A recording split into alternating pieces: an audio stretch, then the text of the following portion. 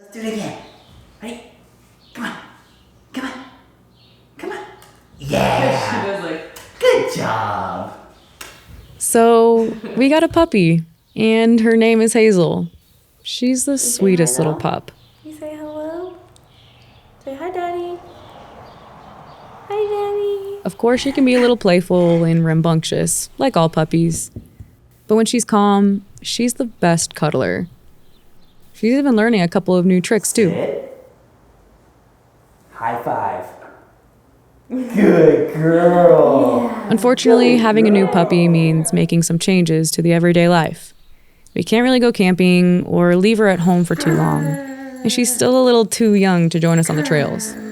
But Cody and I can only stay inside for so long, so I think this time we're gonna leave her at home just for a few hours so we can go out on a little day hike and get some fresh air.